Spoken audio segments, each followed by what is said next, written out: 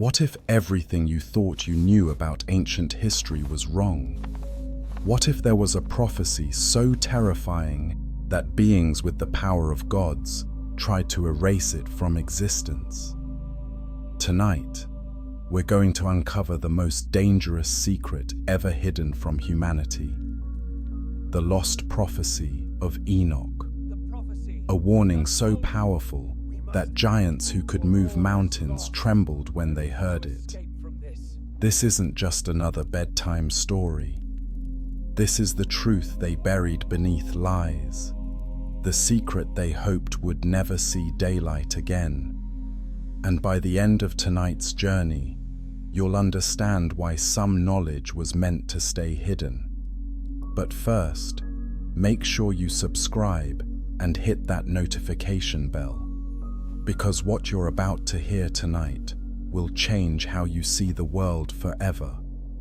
And when you share this with someone you care about, you're not just sharing a story, you're passing on a warning that was meant for our time. Stay with me until the very end, because the final revelation will explain mysterious events happening right now in our modern world.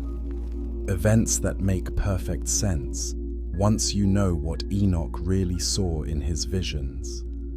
Now, close your eyes and let me take you back to a time when the earth was young and the boundary between heaven and earth was not as solid as it is today. Chapter 1. The Forbidden Archive. Deep beneath the Vatican, in chambers that don't appear on any official map, sits an archive that would shatter everything you believe about human history. The Church calls it the Hereticus Maximus, the greatest heresy. But those who guard it know its real name, the Enoch Collection. Here, in climate-controlled vaults, rest fragments of texts so dangerous that only 3 people on Earth are allowed to read them. Scrolls written in languages that predate Babel, stone tablets that make archaeologists weep, and hidden among them, pieces of what scholars whisper about in hushed tones, the lost prophecy of Enoch. But this story doesn't start in Rome. It begins 4,000 years ago, in the hills outside what is now Iraq, when a shepherd boy made a discovery that would change everything. His name was Matthias, and he was chasing a lost lamb when he fell through what he thought was solid ground. The earth opened beneath him like a hungry mouth, dropping him 20 feet into a cave that shouldn't have existed. When his eyes adjusted to the darkness, he saw something that made his blood freeze. The walls were covered in writing, not carved, burned, as if someone had written with fire itself. The letters glowed faintly in the darkness, pulsing like a slow heartbeat. And in the center of the chamber sat a stone altar, perfectly smooth, with 7 scrolls arranged in a circle around a single, larger scroll made of metal. The boy couldn't read, but somehow he understood. These weren't just words, they were warnings, messages left by someone who had seen what was coming and wanted future generations to be prepared. He grabbed one scroll and ran. That scroll made its way through underground networks, from desert nomads to Egyptian priests, from Greek philosophers to Roman scholars. Each group that encountered it recognized its power and its danger. They copied fragments before passing it on, never keeping the complete text in one place for long. Why were they so afraid? Because the scroll contained more than prophecy. It contained proof. evidence of events that officially never happened, names of beings that officially never existed, and worst of all, it predicted events that were still to come. The Roman Empire tried to collect all the fragments and burn them. They failed. The Catholic Church declared them heretical and hunted down anyone who possessed them. They failed too, because the truth has a way of surviving, even when the most powerful forces on earth try to destroy it. But here's what makes this story even more incredible. Modern archaeology keeps proving the Enoch texts right. In 1947, they found the Dead Sea Scrolls, including several copies of the Book of Enoch that had been hidden for 2,000 years. In 1976, Soviet archaeologists in Central Asia uncovered tablets that referenced the Giant Wars exactly as Enoch described them. And just last year, satellite imaging revealed massive underground structures in Turkey that match Enoch's descriptions of pre-flood cities. Every discovery makes the same thing clear. Enoch wasn't writing fiction. He was recording history. So who was this man whose words were so dangerous that empires trembled? The Bible mentions him briefly, a righteous man who walked with God and was taken up to heaven without dying. But the fragments tell a much more complete story. Enoch wasn't just a prophet. He was humanity's first investigative journalist. He saw things that weren't meant for human eyes. He learned secrets that weren't meant for human minds. And he wrote it all down because he knew that someday, someone would need to understand what really happened in those ancient days. But perhaps most importantly, he saw what was coming. Not just for his own time, but for ours. The lost prophecy isn't about the past. It's about right now. About events unfolding in our world today that only make sense when you understand what Enoch witnessed 4,000 years ago. Are you starting to see why they tried so hard to bury this story? Good, because we're just getting started. Before we go deeper into this mystery, take a moment to like this video if you're finding this as fascinating as I am. And let me know in the comments, have you ever heard of the Book of Enoch before tonight? Your engagement helps more people discover these hidden truths. Coming up next, we're going to explore the most controversial part of Enoch's story. The part that explains why beings who could command lightning and move mountains would be terrified of a simple human's words.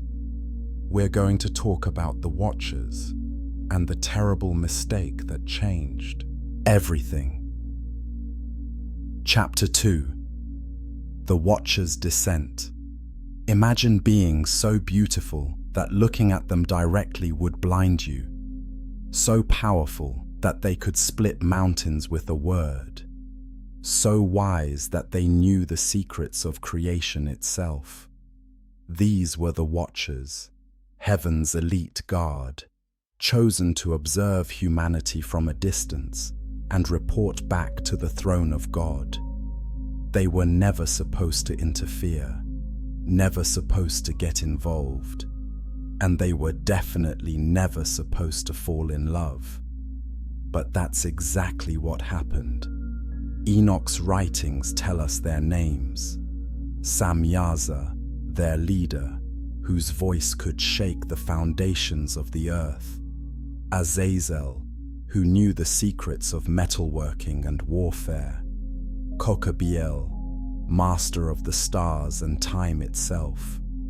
Barachiel, who understood the mysteries of healing and poison.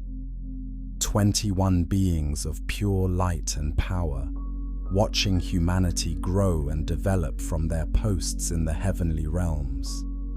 For centuries, they observed without incident.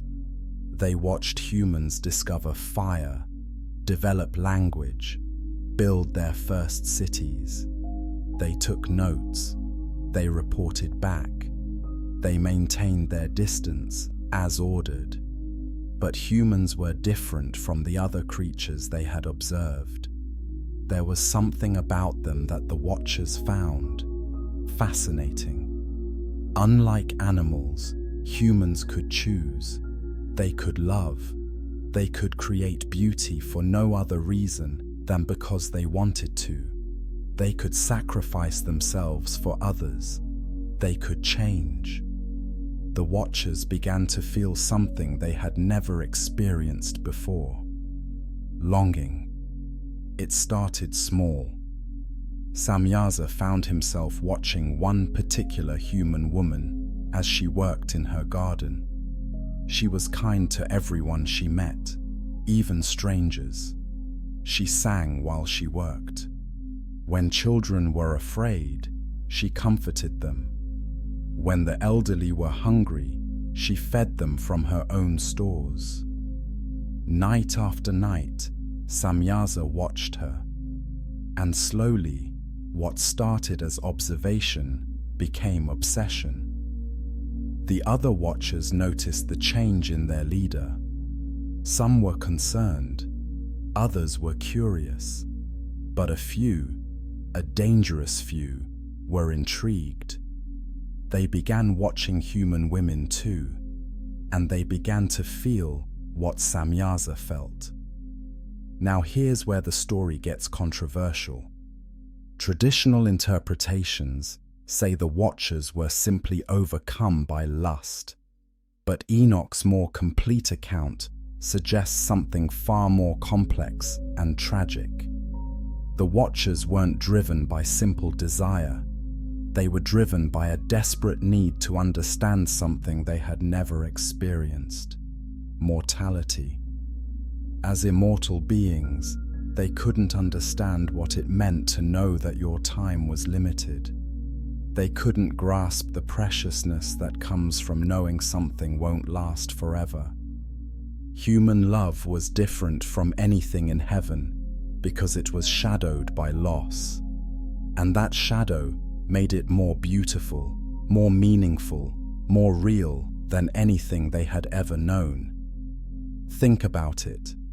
If you knew you had forever, would anything feel urgent? Would anything feel precious? The Watchers were beginning to understand that their immortality might actually be a curse, keeping them from experiencing the deepest truths of existence. So they made a choice that would damn them all. In a council held in the peaks of Mount Hermon, the 21 Watchers made a pact. They would descend to Earth. They would take human form. They would experience mortality, love, and loss firsthand. They swore an oath to share the consequences of their choice, no matter what those consequences might be. They thought they were choosing love. They didn't realize they were choosing war. When the Watchers descended, they didn't come as conquerors. They came as teachers and lovers. They shared the secrets of heaven with their human wives. They taught metallurgy, astronomy, mathematics, medicine, and warfare. They helped humans build great cities and develop technologies that wouldn't be invented again for thousands of years. For a time, it seemed like paradise.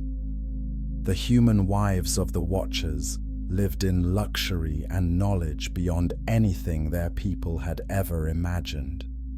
Children were born from these unions, children who were stronger, smarter, and more capable than any humans before them. But paradise built on disobedience cannot last. The children of the Watchers, the Nephilim, weren't quite human and weren't quite divine. They were something new, something that didn't fit into the natural order.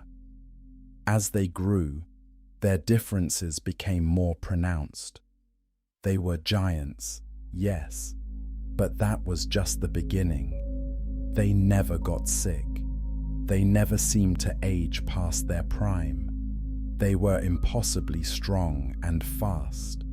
They could learn any skill in days rather than years. And perhaps most disturbing of all, they were born knowing things they shouldn't know.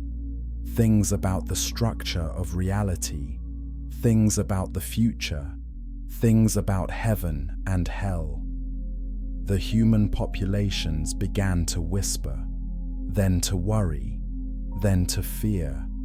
And in heaven, alarms were sounding. The natural order had been disrupted. The careful balance between the divine and mortal realms was collapsing. Something had to be done. But this is where Enoch's account becomes truly terrifying, because according to the lost prophecy, the Watcher's punishment wasn't just about justice. It was about preventing something even worse. The Nephilim weren't just abnormally powerful humans. They were the first step towards something that could threaten the very foundations of creation. Hit the like button if this is giving you chills, because what comes next explains why giants who could break mountains feared the words of one human prophet. You see, Enoch had seen something in his visions that even the Watchers didn't understand about their own children. Something that would make the coming flood seem like mercy rather than judgment. We're about to discover what happens when beings who are almost gods decide they want to become gods entirely.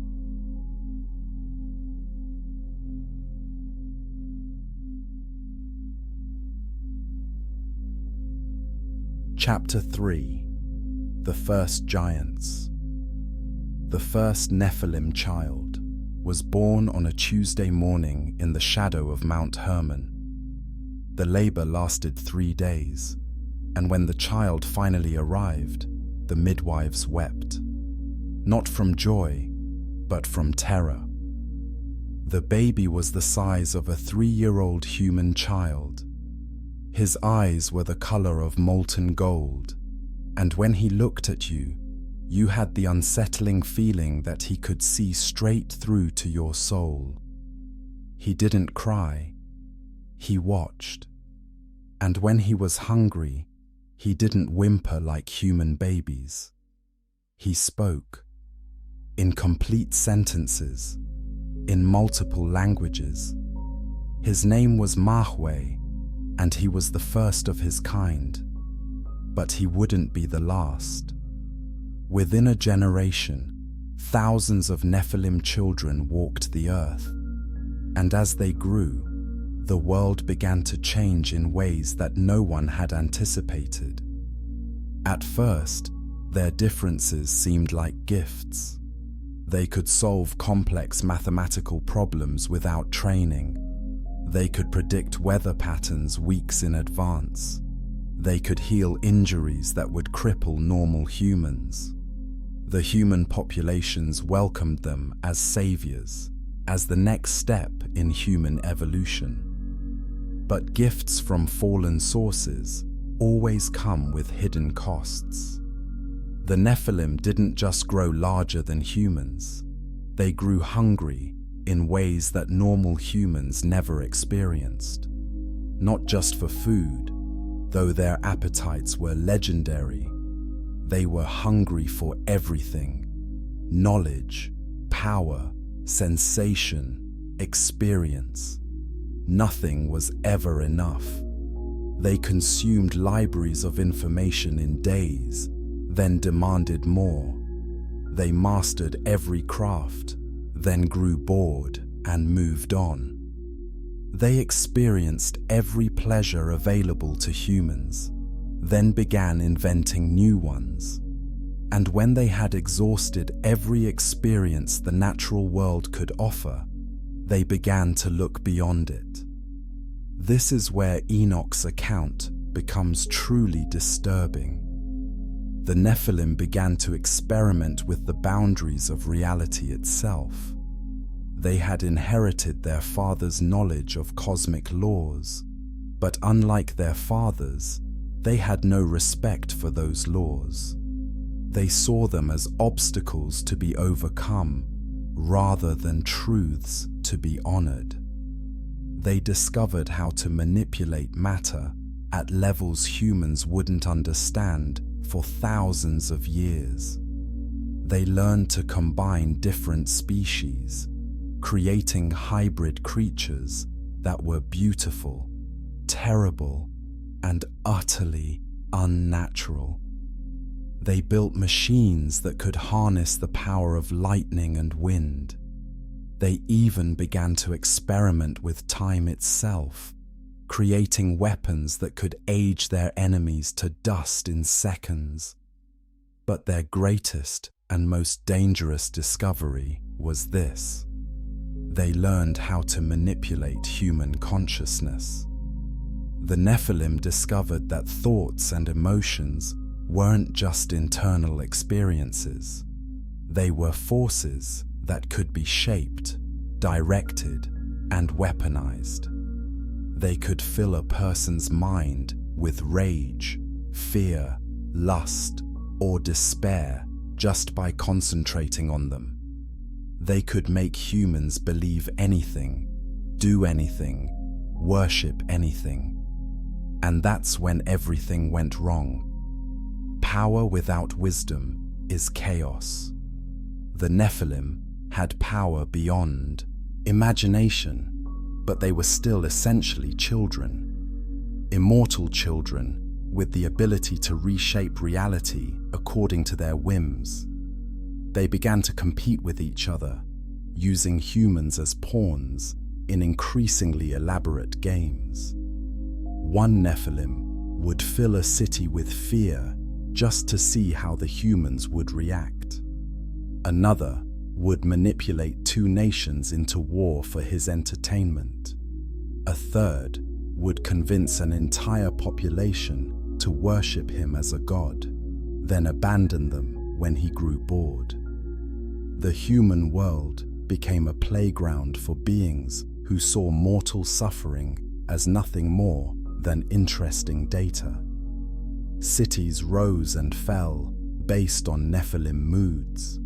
Plagues swept across continents because one giant was curious about disease patterns.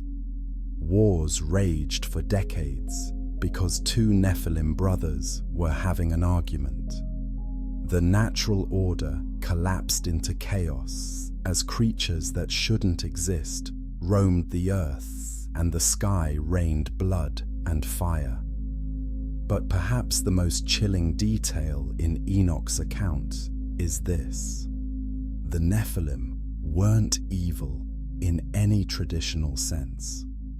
They weren't motivated by hatred or malice.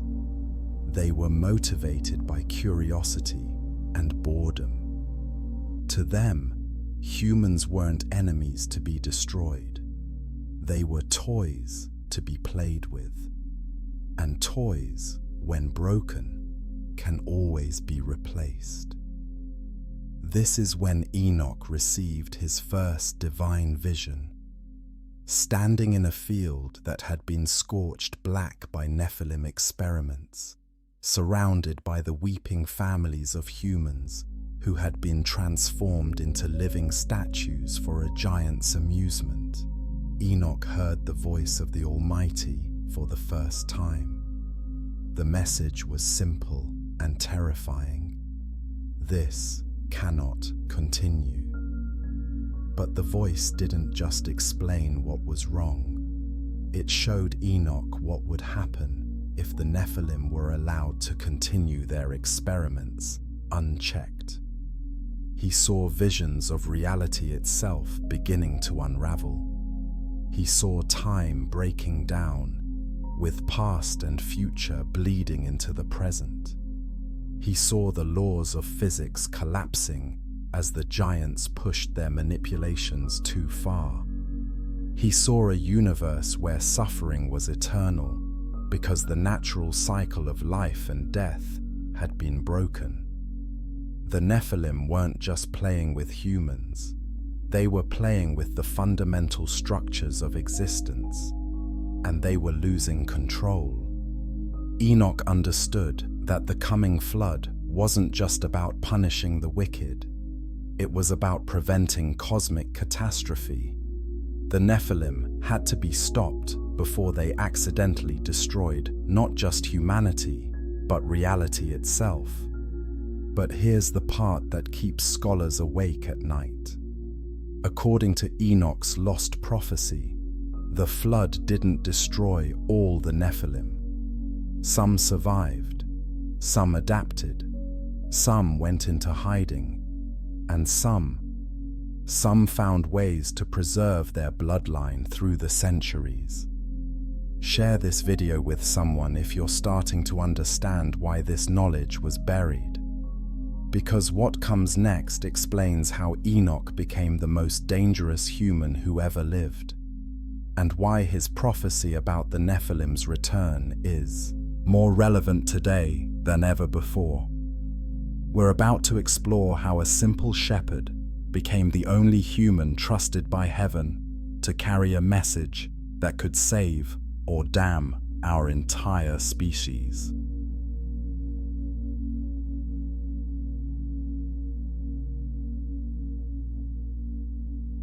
Chapter 4. Enoch's Divine Calling. Enoch was just a man. That's important to remember as we dive deeper into his story. He wasn't born with special powers. He didn't come from a royal bloodline. He wasn't a priest or a scholar or a warrior. He was a shepherd who lived in a small village and minded his own business. But sometimes the most ordinary people are chosen for the most extraordinary purposes. The first sign that Enoch's life was about to change came in his dreams. Not the normal dreams that visit us in sleep, but visions so vivid and overwhelming that he would wake up gasping, his body covered in sweat, his mind reeling from images he couldn't possibly understand. He saw cities of light floating in the sky. He saw beings with wings like fire and eyes like stars. He saw scrolls written in languages that made his head ache just to look at them. And always, threading through every vision, he heard a voice calling his name. At first, Enoch tried to ignore the dreams. He had a family to feed, sheep to tend, a normal life to live. He didn't want to be special. He didn't want to be chosen. He just wanted to be left alone. But divine calling doesn't accept rejection. The visions began to spill over into his waking hours. He would be walking through his fields and suddenly see figures that weren't there. Tall, glowing beings watching him from just beyond the edge of sight. He would be talking to his neighbors and hear voices speaking in languages he didn't recognize, but somehow understood. His wife began to worry. His children started avoiding him. The other villagers whispered that he was going mad. Maybe he was. Maybe that's what divine calling looks like from the outside. Madness. But then came the night that changed everything. Enoch was alone in the hills, watching his flock under a star-filled sky when the heavens opened above him. Not literally. There was no crack in the sky, no blinding light, no sound of thunder. But suddenly, he could see through the physical world to the spiritual reality beneath it. The hills around him weren't empty. They were full of beings, angels and demons, spirits of the dead, creatures that had no names in human language.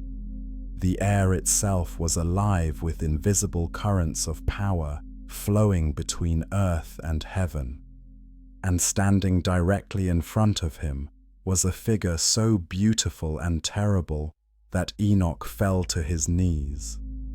The being introduced himself as Raguel, the Archangel of Justice, and he had come with a job offer. "Enoch, son of Jared," the angel said, and his voice was like wind through mountain passes. "You have been chosen to serve as a witness. Heaven has need of human eyes to see what is happening on earth. Will you accept this calling?" Enoch wanted to say no. He wanted to run back to his village, back to his normal life, back to the comfortable ignorance of ordinary existence. But when he opened his mouth, different words came out. "I will serve." What happened next is difficult to describe in human language. Enoch didn't die, but he was transformed.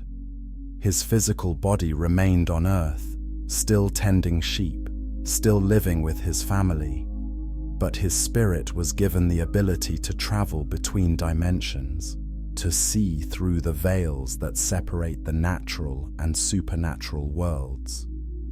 His first assignment was simple: observe and record. Heaven needed a detailed account of what the Watchers and their children were doing on earth, but observation from a human perspective, not an angelic one. Angels, Raguel explained, saw truth, but didn't understand emotion. They could catalog sin, but couldn't comprehend suffering.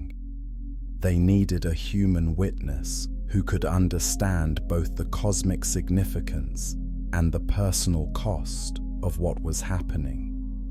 So Enoch began his journeys.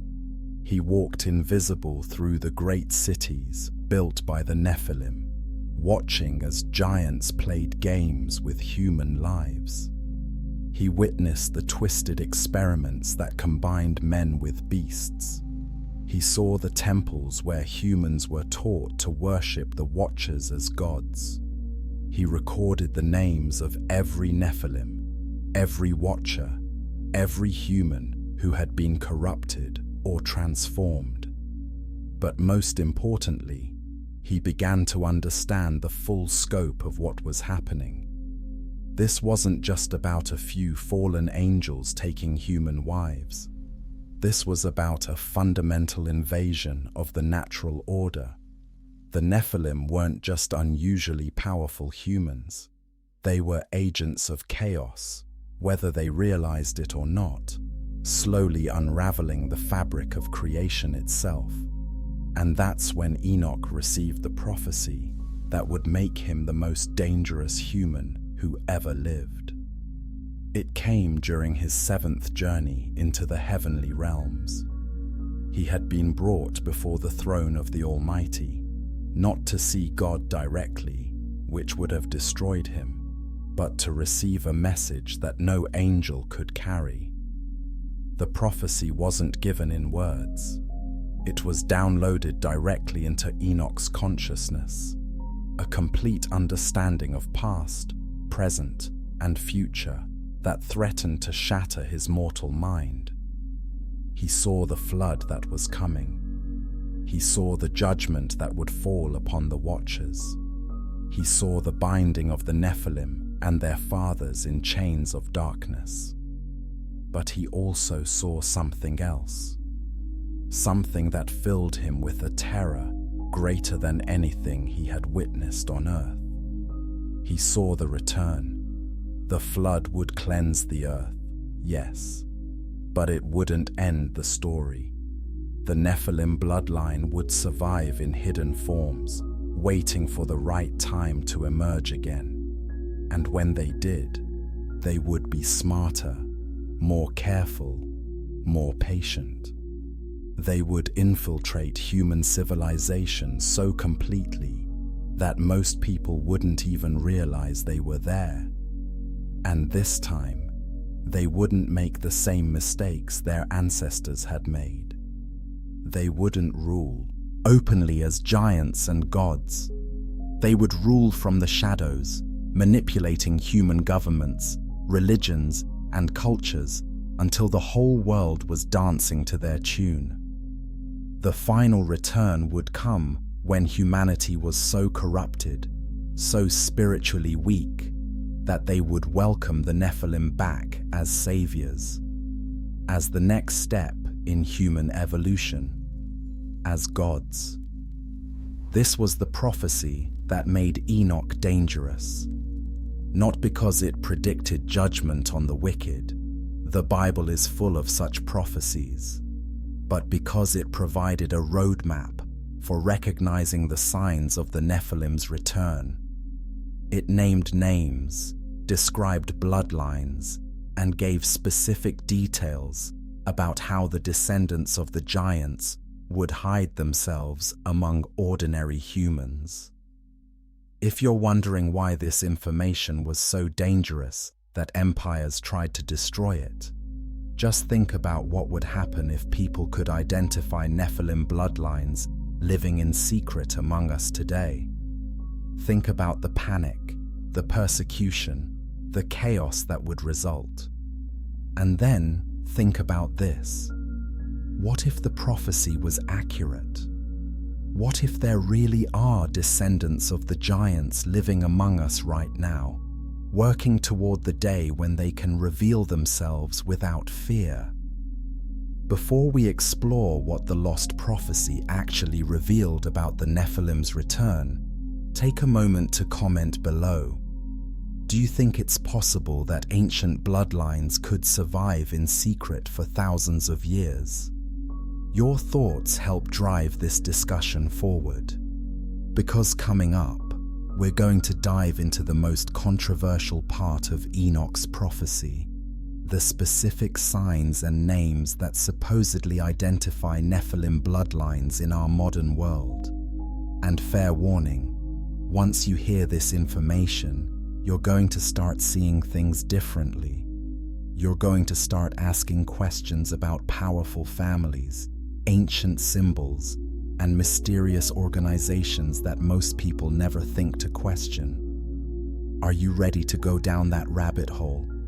Because there's no going back once you know what Enoch really saw.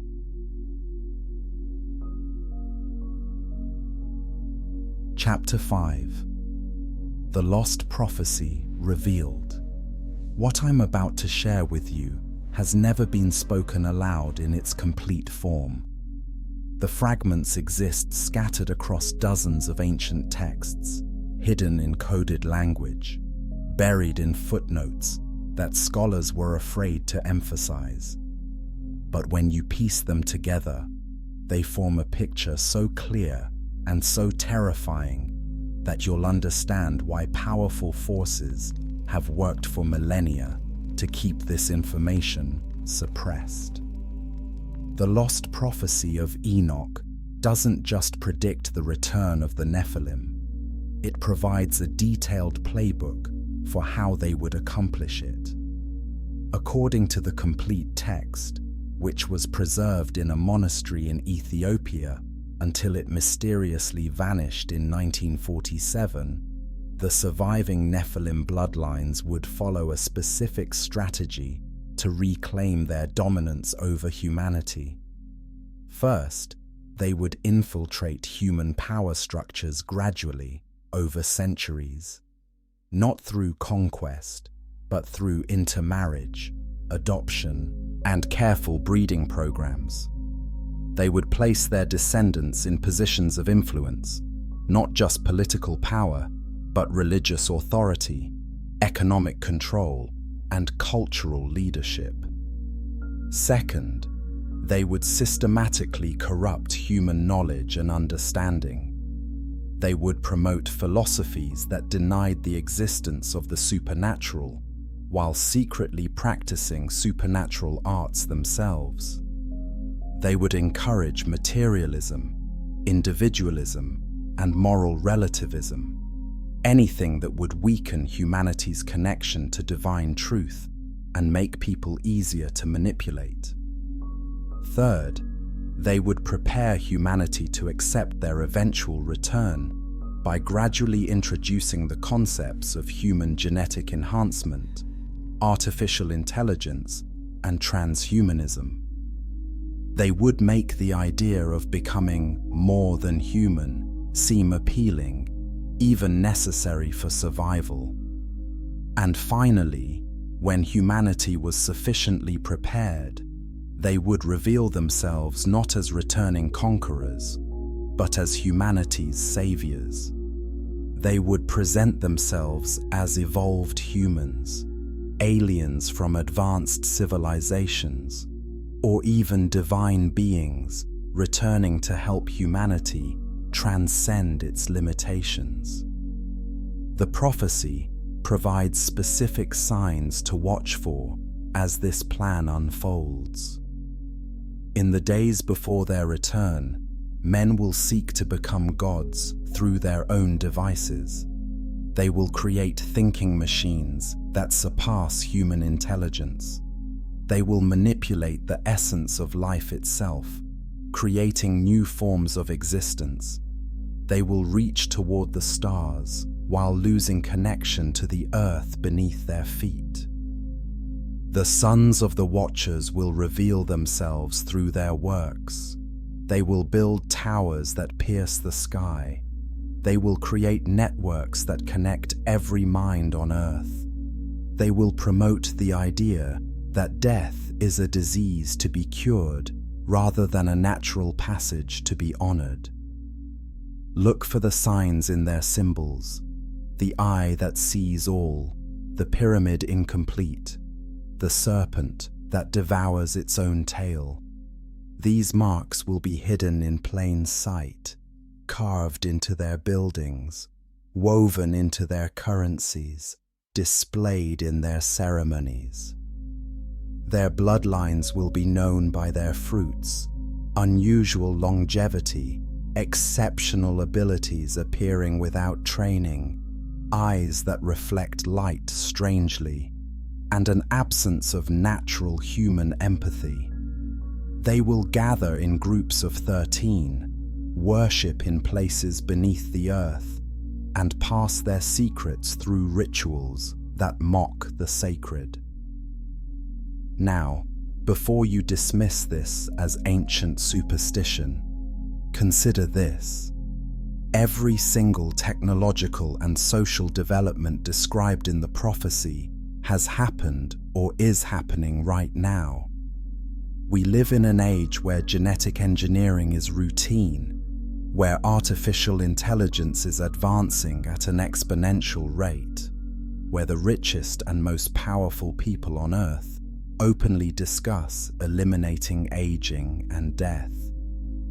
We're surrounded by transhumanist rhetoric that promises to make us more than human.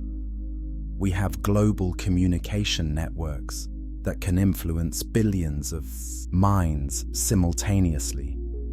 And if you know where to look, you can find the symbols Enoch described everywhere.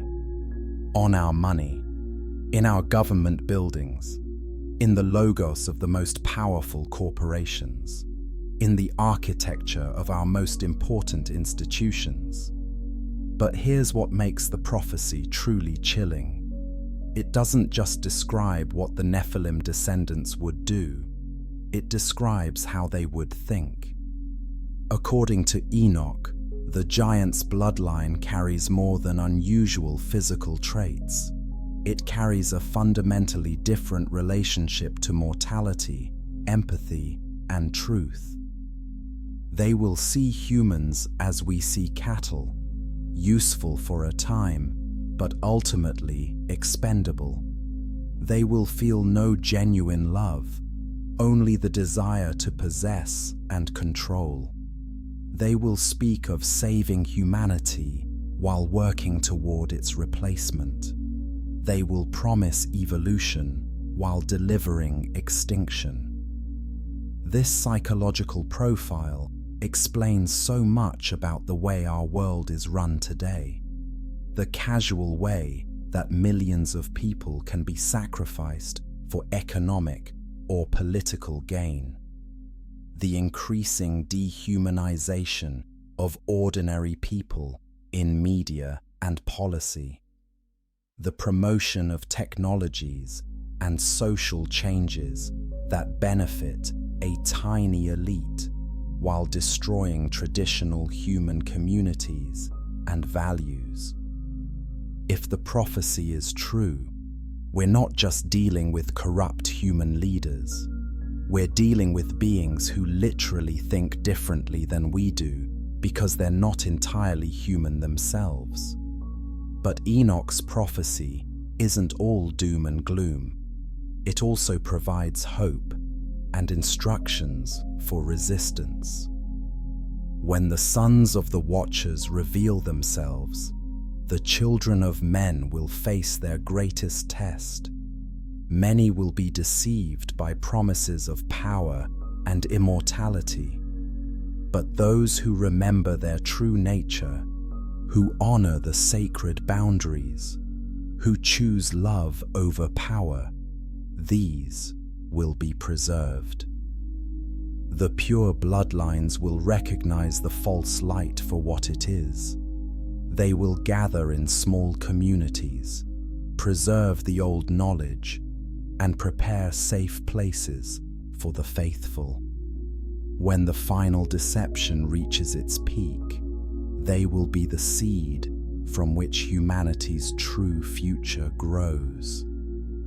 Look for them among the humble, the ones who serve rather than rule, who heal rather than harm, who create beauty rather than destruction. They will know each other by their fruits, genuine compassion, natural wisdom, and an unshakable connection to divine truth. If you're feeling overwhelmed by all this, remember, the prophecy wasn't given to create fear. It was given to create awareness. Knowledge is power, and the more people understand what's really happening in our world, the harder it becomes for any deception to succeed. Hit that like button if you're starting to see connections between ancient prophecy and modern events. And let me know in the comments, have you noticed any of these signs in our current world? What symbols or patterns have you observed that might relate to what Enoch described? Coming up next, we're going to explore the most dramatic part of the ancient story. What happened when the giants first learned about Enoch's prophecy? Because their reaction reveals something crucial about why this information is so dangerous, even today. We're going to discover what beings who could move mountains and command the weather feared more than any physical threat: the power of human awareness.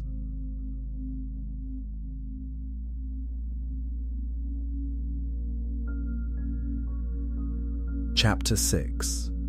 The Giant's Terror. The first giant to learn about Enoch's prophecy was Mahweh, the firstborn of the Nephilim. Standing nearly 15 feet tall, with strength enough to crush stones with his bare hands and intelligence that could solve the most complex mathematical problems in minutes, he was used to being the most powerful being in any room. But when he heard what the human prophet had seen, this giant, who had never known fear, began to tremble. It wasn't the prediction of the flood that terrified him. The Nephilim had always known that some kind of divine judgment might come eventually. They had prepared for war, built fortifications, developed weapons that could kill angels. They were confident in their ability to fight back against heaven itself if necessary. What terrified Mahweh was something far more dangerous than divine wrath: human understanding. You see, the Nephilim's power had always depended on secrecy and deception. They ruled not just through strength, but through manipulation. They had convinced most humans that they were gods, or evolved humans, or benevolent aliens. Anything except what they really were: the offspring of cosmic criminals who had violated the fundamental laws of creation. But Enoch's prophecy didn't just predict their judgment. It exposed their true nature, their real origins, their hidden weaknesses, and most dangerously of all, their long-term plans. If this information spread among the human population, their entire system of control would collapse overnight. Think about it from their perspective. Imagine you're a con artist who has convinced an entire city that you're their savior, that you alone can protect them from dangers that don't actually exist. Your power depends entirely on their ignorance and fear. What happens when someone stands up in the town square and explains exactly how your con works? That's what Enoch represented to the Nephilim. He wasn't just a prophet predicting their downfall. He was an investigative journalist exposing their deepest secrets. He was a therapist helping victims understand their abuse. He was a teacher giving humanity the tools to recognize and resist Nephilim manipulation. And once humans understood what they were really dealing with, the giant's psychological hold over them would be broken forever. Mahweh called an emergency council. Representatives from all the major Nephilim bloodlines gathered in the great city of Enoch. Yes, they had named a city after their enemy, either as a mockery or because they were already obsessed with him. The meeting lasted for 7 days and 7 nights, and the debates grew so heated that the very air around the city began to shimmer with supernatural energy. Some of the giants wanted to simply kill Enoch, find him, crush him, and scatter his writings to the winds. But the wiser among them understood that martyrdom would only make the problem worse. Dead prophets become legends. Their words gain power rather than losing it. Others suggested trying to corrupt Enoch, to tempt him with power, wealth, or knowledge. But they all knew it was hopeless. A man who could walk among angels and return to tell the tale was not going to be swayed by earthly bribes. The most frightening suggestion came from Azazel, the Watcher, who had taught humans the arts of metalworking and warfare. He proposed that they accelerate their timeline. Instead of slowly infiltrating and corrupting human civilization over centuries, they should reveal themselves immediately and establish open dominion over the earth. If secrecy is no longer possible, he argued, then let us rule through terror instead of deception. Let every human know exactly what we are and exactly why they should obey us. The debate that followed nearly tore the council apart. The older Nephilim understood that open tyranny would eventually provoke a rebellion that could destroy them all. But the younger giants, those born in more recent decades, were tired of hiding their true nature. They wanted to claim their birthright as Earth's rightful rulers. In the end, they chose a compromise that would prove to be their greatest mistake. They decided to divide their efforts. Some would continue working in secret, maintaining their cover while subtly undermining human civilization. Others would begin a campaign of open intimidation, using their powers to terrify any human who showed signs of believing Enoch's message. But their most important decision was this: they would corrupt the prophecy itself. The giants were master manipulators. experts at taking human truths and twisting them just enough to serve their purposes. They began spreading their own versions of Enoch's predictions, versions that cast the Nephilim as heroes rather than villains, as humanity's protectors rather than their oppressors. They infiltrated human religious communities and began teaching that the sons of God, mentioned in ancient texts, were divine messengers sent to elevate humanity. They promoted the idea that the giants were a noble race of advanced beings who had been persecuted by a jealous and tyrannical deity. Most insidiously, they began to promote the idea that genetic enhancement and technological transcendence were not just possible, but necessary for human survival. They painted themselves as humanity's evolutionary future rather than its ancient enemy. This corruption campaign was remarkably successful. Within a few generations, most humans had forgotten the true content of Enoch's prophecy. They remembered that there had been giants in the earth and that a great flood had come, but they no longer understood the connection between these events. But the Nephilim's success in suppressing the prophecy came at a terrible cost. Their desperate attempts to control human understanding had revealed just how much they feared human awareness, and that fear made them careless. They began to overplay their hand. The intimidation campaigns became too obvious. The genetic experiments became too extreme. The corruption of human leaders became too blatant. Instead of slowly boiling the frog, they had turned up the heat too quickly. And that's when the divine response began. The first sign was the dreams.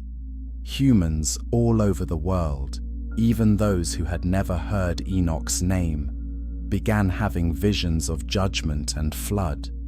Not vague, symbolic dreams, but detailed, consistent prophecies that matched exactly what Enoch had recorded.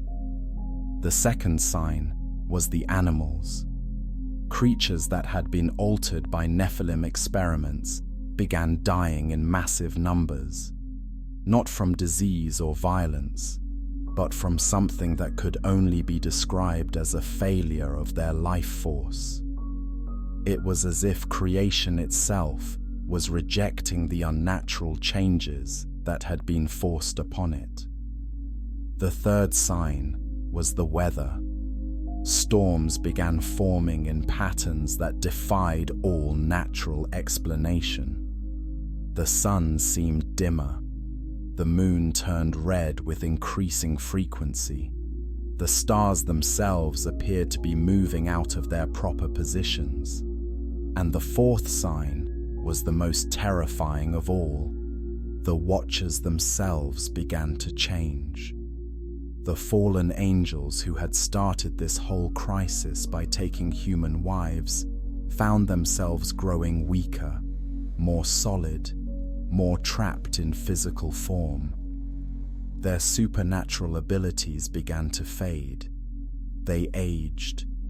They became vulnerable. They began to experience something they had never known before: mortality. The giants realized with growing horror that their rebellion hadn't just earned them divine punishment. It had cut them off from the source of their power. They were becoming more human, even as humans were becoming more aware of their true nature. The prophecy was fulfilling itself not just through external judgment, but through the internal collapse of everything the Nephilim had built their identity upon. But here's the part that makes this ancient story relevant to our modern world. According to Enoch's complete prophecy, this same pattern would repeat itself in the end times. When the Nephilim bloodlines finally revealed themselves again, they would make the same mistakes their ancestors had made. Fear of human awareness would drive them to overreach, to accelerate their timeline, to reveal themselves before they were truly ready. And that overreach would be the key to their ultimate defeat. If you're starting to see parallels between ancient events and modern developments, share this video with someone who needs to understand these connections. Because what we're going to explore next is perhaps the most chilling part of the entire story. The desperate attempts by the giants to destroy not just Enoch's prophecy, but truth itself. Coming up, we'll discover how the Nephilim invented the first propaganda campaigns, the first fake news, and the first systematic attempts to make people doubt their own senses and experiences.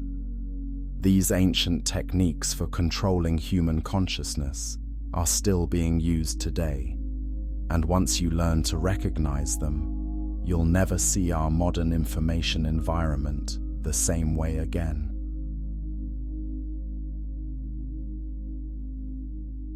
Chapter 7. The attempt to destroy truth. When raw force failed to stop Enoch's prophecy from spreading, the giants turned to something far more dangerous: the systematic destruction of human ability to recognize truth.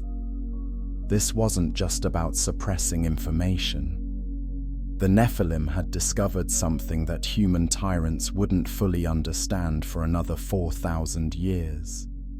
The most effective way to control people isn't to hide the truth from them. It's to make them incapable of recognizing truth when they see it. The campaign began with what they called the Great Confusion, a deliberate effort to flood human consciousness with so many conflicting stories, contradictory facts, and competing authorities that ordinary people would give up trying to understand what was really happening. Think about how effective this strategy would be. Instead of having to suppress one dangerous prophecy, you create 100 false prophecies. Instead of silencing one truthful witness, you promote 1,000 false witnesses. Soon, people can't tell the difference between authentic revelation and manufactured deception. They become paralyzed by information overload and retreat into apathy or denial. The Nephilim deployed this strategy with terrifying efficiency. They created false prophets who preached messages that were 90% identical to Enoch's prophecy, but with subtle alterations that completely changed the meaning. Where Enoch warned about giants returning in secret, the false prophets spoke of giants returning as saviors. Where Enoch described technological advancement as a sign of Nephilim influence, the false prophets praised technology as divine blessing. They established competing schools of interpretation, each claiming to have the true understanding of ancient prophecies. These schools would engage in bitter theological debates that focused on minor differences while ignoring the central message entirely. Humans became so caught up in arguing about details that they lost sight of the bigger picture. Most insidiously, they began promoting the idea that objective truth itself was an illusion. They taught that all spiritual experiences were subjective, that all prophecies were symbolic rather than literal, that all ancient texts were merely human attempts to understand forces beyond their comprehension. This relativistic philosophy was devastating because it sounded so reasonable, so humble, so intellectually sophisticated.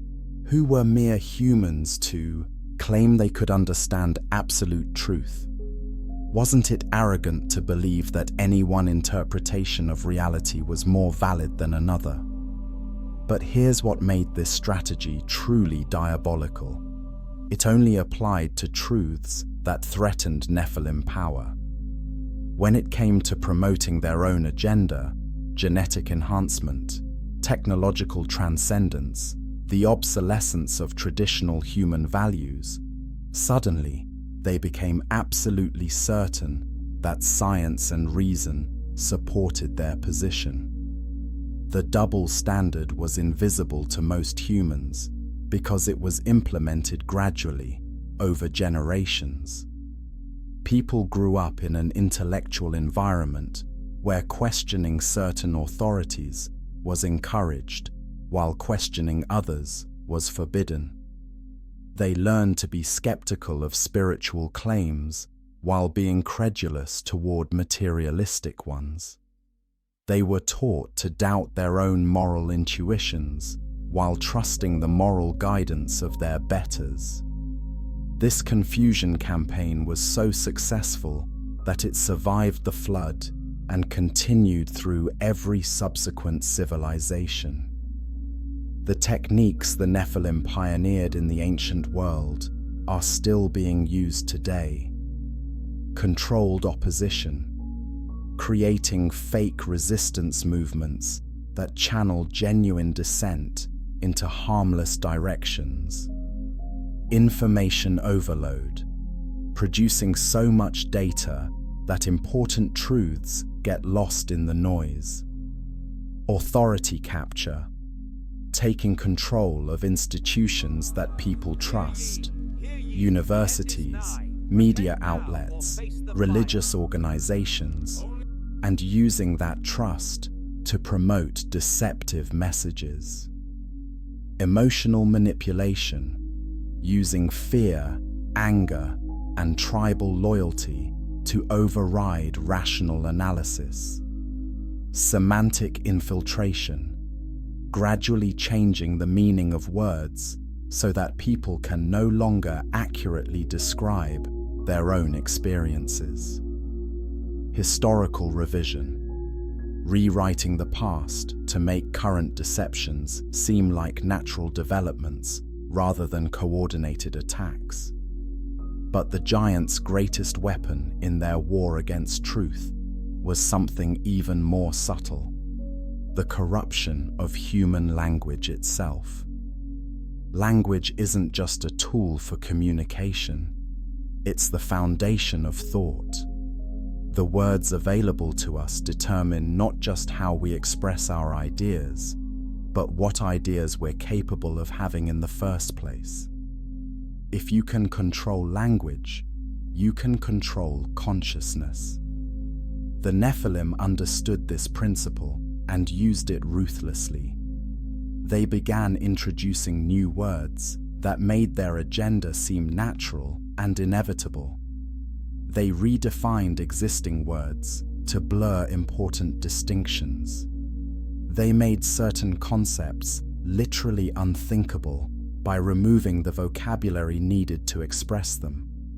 For example, they promoted words like evolution, progress, and advancement in contexts that made any resistance to change seem backward and primitive.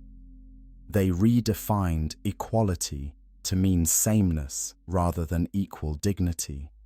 They turned tolerance from acceptance of differences into mandatory approval of everything. They made traditional synonymous with oppressive and modern, synonymous with enlightened. Most devastatingly, they corrupted religious language. They taught people to think of faith as belief without evidence rather than trust based on experience. They redefined love as emotional sentiment rather than committed action. They turned judgment into a forbidden concept rather than a necessary tool for discerning truth from falsehood. These linguistic changes weren't random. Each one served a specific purpose in preparing humanity to accept Nephilim rule as natural and beneficial. But Enoch had seen this strategy in his visions, and he had provided a counterattack: the preservation of pure language.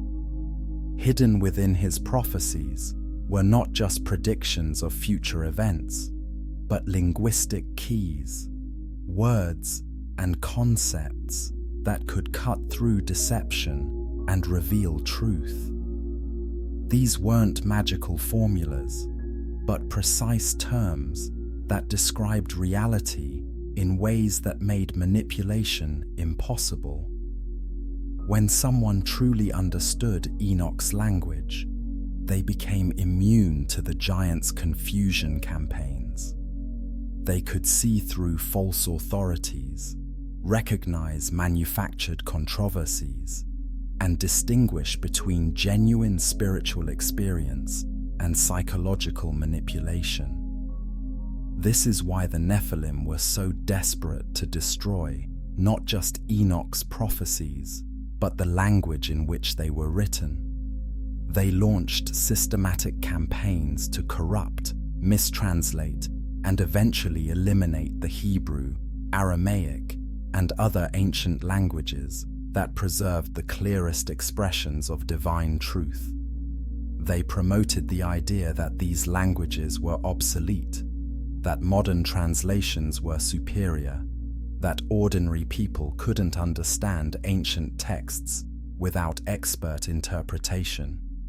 They established schools of higher criticism that approached sacred texts with the presumption that they were human creations rather than divine revelations.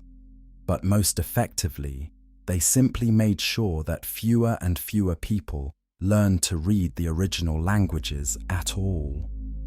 Why struggle with ancient Hebrew when you could read modern English translations that were supposedly more accurate and accessible? What most people didn't realize was that every translation is also an interpretation. And when the translators have been trained in institutions controlled by Nephilim influence, those interpretations will inevitably reflect Nephilim priorities rather than divine truth.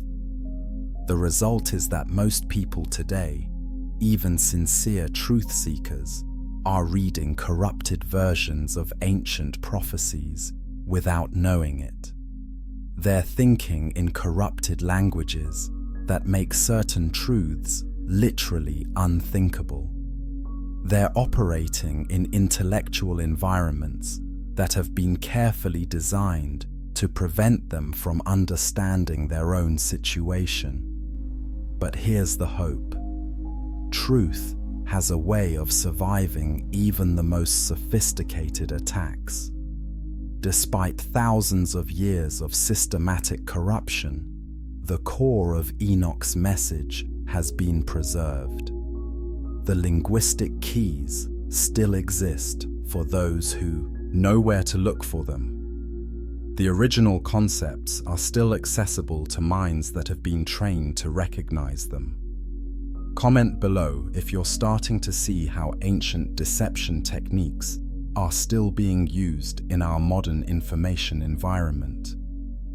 What examples of linguistic manipulation or truth confusion have you noticed in today's media, education, or religious institutions? Because coming up next, we're going to explore one of the most fascinating aspects of Enoch's prophecy: the hidden bloodlines. We're going to discover how genetic and spiritual inheritance actually works, why certain families have been targeted for both corruption and preservation, and how you might be able to recognize signs of pure or corrupted bloodlines in people around you today.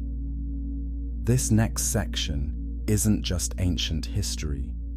It's a guide to understanding the hidden dynamics of power and resistance that are shaping our world right now.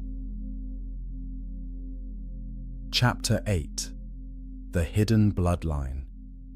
Not all humans were equally susceptible to Nephilim influence. According to Enoch's detailed genealogical records, certain bloodlines carried what he called the divine spark, a genetic and spiritual inheritance that made them naturally resistant to giant manipulation and naturally attracted to divine truth. This wasn't about racial superiority or ethnic privilege. The protected bloodlines existed within every human population, every nation, every tribe. What they shared wasn't physical characteristics, but spiritual ones. An innate ability to recognize truth, a natural resistance to deception, and most importantly, a genetic immunity to the consciousness-altering techniques that the Nephilim used to control ordinary humans. The giants knew about these bloodlines from the beginning. They had learned from their Watcher fathers that certain human genetic lines carried echoes of the original divine blueprint, the spiritual DNA that connected humans directly to their creator. These bloodlines were dangerous because they couldn't easily be corrupted, controlled, or deceived. So the Nephilim developed a two-pronged strategy: eliminate the pure bloodlines whenever possible, and when elimination wasn't feasible, corrupt them through intermarriage and cultural influence. The elimination campaigns were brutal but subtle.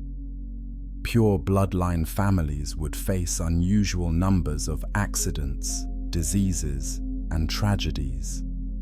Their children would die young, their crops would fail, their communities would be destroyed by wars, plagues, or natural disasters that seemed random but followed suspicious patterns. Archaeological evidence supports Enoch's account. Genetic studies of ancient populations show multiple bottleneck events where diverse human populations were suddenly reduced to very small numbers, then slowly rebuilt. What mainstream science interprets as random catastrophes, Enoch's prophecy describes as systematic targeting of specific genetic lines. But elimination was never completely successful. The protected bloodlines had their own advantages: enhanced intuition that warned them of danger, natural leadership abilities that helped them organize resistance, and most importantly, divine protection that manifested as seemingly miraculous escapes from destruction. When elimination failed, the Nephilim turned to corruption. They would identify pure bloodline individuals and target them for seduction, manipulation, or forced marriage. The goal wasn't just to dilute the genetics, but to corrupt the spiritual inheritance that was passed from parent to child. This corruption campaign explains many of the strange stories in ancient literature. Gods and demigods who were obsessed with mating with particular human women, royal bloodlines that claimed divine ancestry, mystery schools that promised to unlock hidden genetic potential. The Nephilim discovered that spiritual inheritance wasn't just about genetics. It was also about training, culture, and conscious choice. A person born with pure bloodline genetics could still be corrupted if they were raised in the wrong environment or made the wrong moral choices.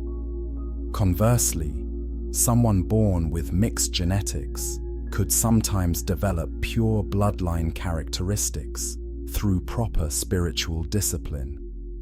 This discovery led to the development of what Enoch called the competing schools, educational and religious systems designed to shape human consciousness in specific directions.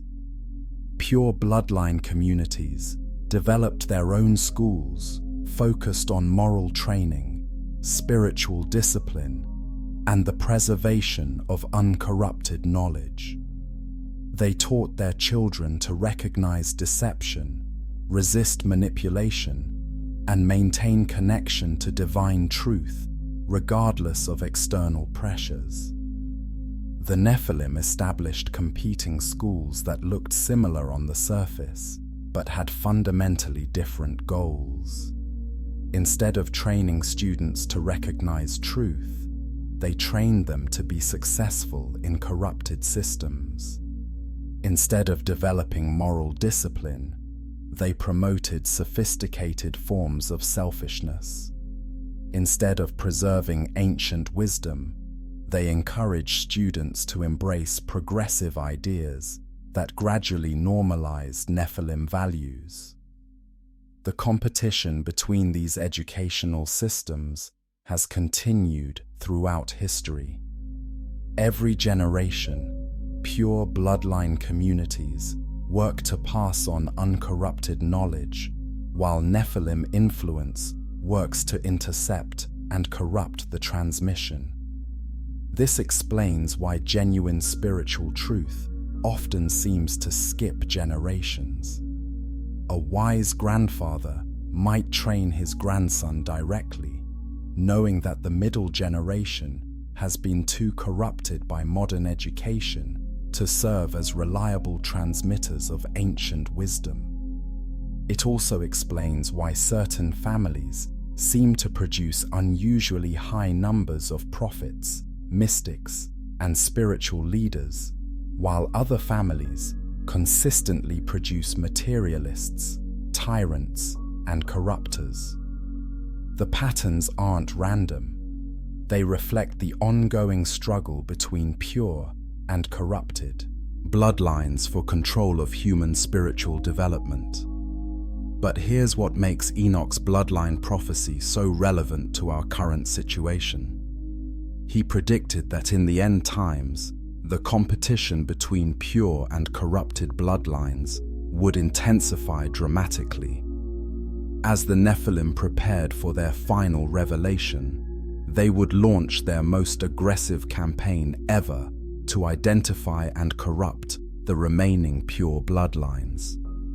They would use genetic testing, digital surveillance, and artificial intelligence to map human genetic and behavioral patterns with unprecedented precision.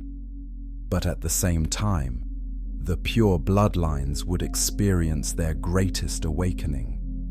Dormant genetic and spiritual potentials would activate. Ancient knowledge would be recovered. Networks of resistance would form spontaneously as pure bloodline individuals recognized each other despite having no previous contact. The signs of this awakening are already visible if you know what to look for. Increased numbers of people experiencing spontaneous spiritual awakenings despite having no religious background. Growing interest in ancient wisdom traditions, ancestral knowledge, and traditional skills that modern society has tried to eliminate. Natural formation of communities focused on sustainable living, homeschooling, alternative medicine, and other practices that build independence from corrupted systems. Instinctive resistance to propaganda and manipulation that fools most people. Unusual ability to see through deception, recognize truth, and maintain hope in the face of overwhelming darkness. If you're watching this video and feeling a deep resonance with these ideas, despite their strangeness, that might be a sign that you carry some of this protected genetic inheritance. The pure bloodlines often recognize truth immediately, even when it challenges everything they thought they knew about the world. But having pure bloodline genetics is only the beginning. The real question is what you do with that inheritance.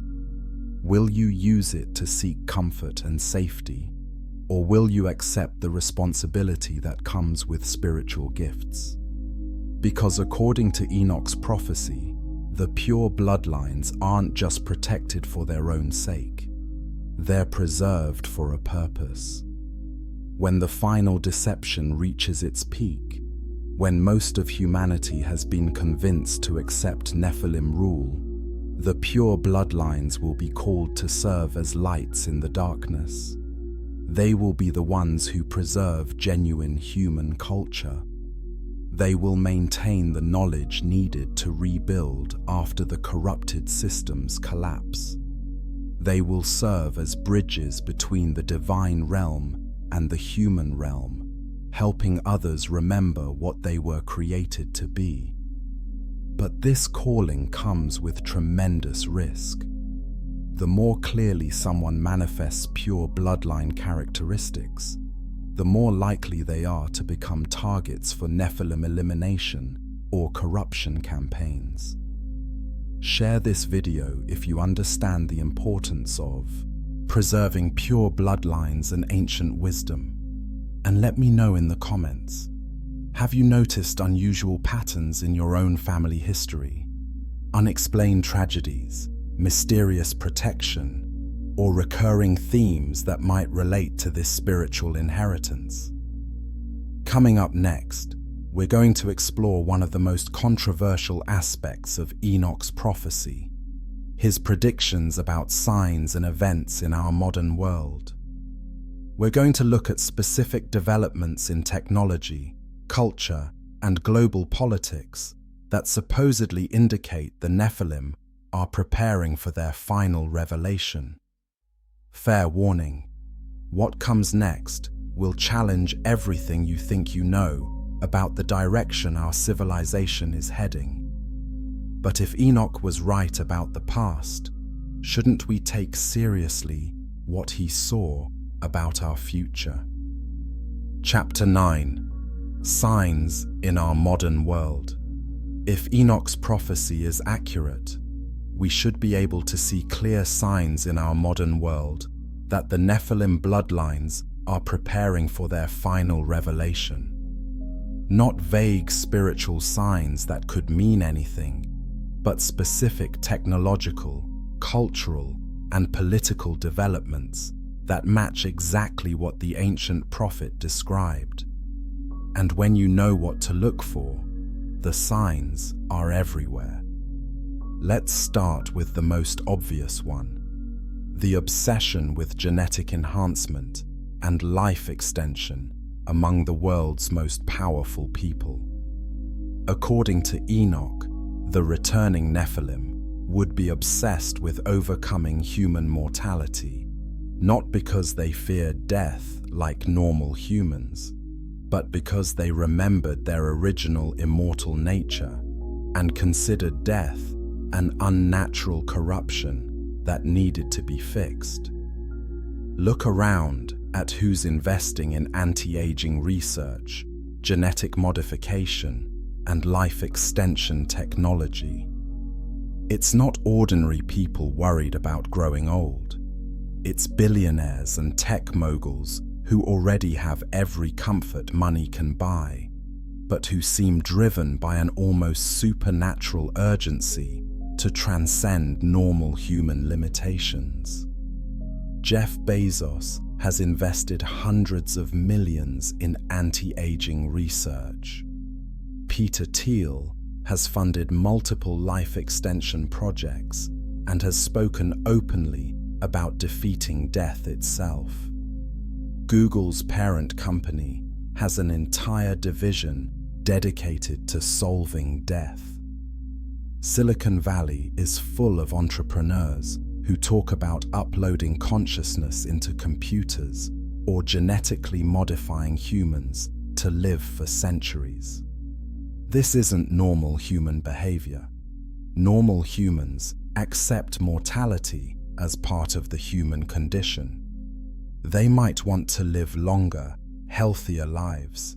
But they don't treat death as a problem to be solved through technology. Only beings who remembered immortality would have this kind of obsessive relationship with mortality. But the life extension research is just the beginning. Look at what else these same people are promoting: the merger of human consciousness with artificial intelligence. Enoch's prophecy specifically warned about this development. He described a time when the Nephilim would create thinking machines that would serve as vessels for their consciousness, allowing them to transcend the limitations of physical bodies entirely. Elon Musk's Neuralink project is working on brain-computer interfaces that could theoretically allow human consciousness to merge with AI systems.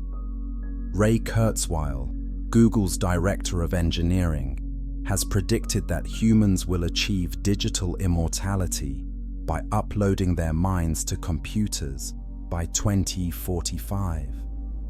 Dozens of other Silicon Valley companies are working on similar technologies. They present this as human enhancement, as the next step in human evolution.